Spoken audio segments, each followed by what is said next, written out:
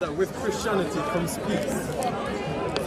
Yeah? So, ladies and gentlemen, What about the Crusades? the question was, What about the Crusades? and if you interrupt the answer, you'll find that you don't get to ask another question. The question was, Alright. am I saying that with Christianity comes peace? No, Okay. I'm not. Okay. I'm saying with Christ comes peace.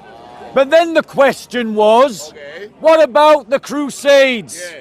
So let me answer that directly. Answer it. The Crusades were launched after 7 centuries of constant Islamic aggression. Before the very first crusade was launched in 1095, Muslims had invaded the following Christian lands. Hey, lads. They had invaded Christian Syria, Christian Jordan, Christian Palestine, Christian Egypt, Christian Algeria, Christian Libya, Christian Morocco, Christian Portugal, Christian Spain, Christian France, Christian Sicily, Christian Turkey, Christian Armenia, Christian Italy, all before the first crusade. The Crusades are a legitimate response to Islamic aggression and Islamic violence. I don't need to hear any lectures about the Crusades from people who support Islamic colonialism, Islamic imperialism, Islamic dominion and Arabization. Any other questions about any aspect of Christian history, Christian belief, Christian values, traditions? This is your opportunity. Any questions? Gone. So you spoke about the Crusades. Yep. Is it the same situation with the slave trade? Because they use Christianity to convert Africans and then bring them along in ships to the Americas. Okay. What did Islam have to do with that? So he asked the question, What was the question? what does Islam have to do with the slave trade? Okay. No. Wait. Yeah, I'm going to address your full question. I'm going to address your full question. No, but be fair, but Let's be clear.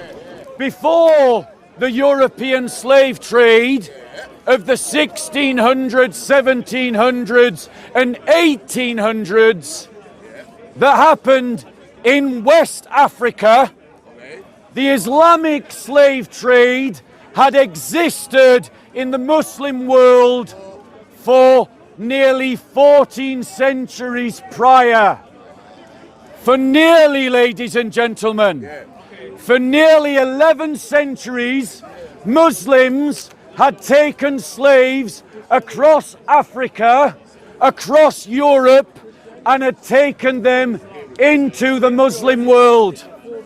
And all through the time that Europeans practiced slavery, for the full 300 years of the European slave trade, Muslims continued to practice their own slave trade. They continued to kidnap people from Europe. They continued to kidnap people from Indonesia, people from India, people from Afghanistan, people from Africa, and take them into the Islamic slave markets to trade them as slaves. They did this because Muhammad was a slave trader who bought slaves and sold slaves. Christians, however, have ended the slave trade multiple times at different parts of history, at different geographies around the world for the last 2,000 years. The most recent example was when William Wilberforce and the anti-slave traders convinced the British Empire, using Christian arguments, to end the British slave trade. The British Royal Navy then sacrificed blood and resources to end the slave trade around the world including inside the Islamic world.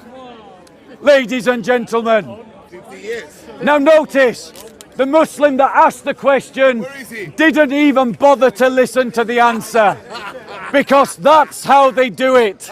They're not interested in what you've got to say. All that they want to do is try and make a polemical point, and then they're not interested in anything you have to say afterwards, because they don't like the truth. Why did Christians try to abolish the slave trade? Why? Because our example is Jesus Christ. And Jesus Christ, in a time when slavery was normal, never had a slave, never bought a slave, and never sold a slave.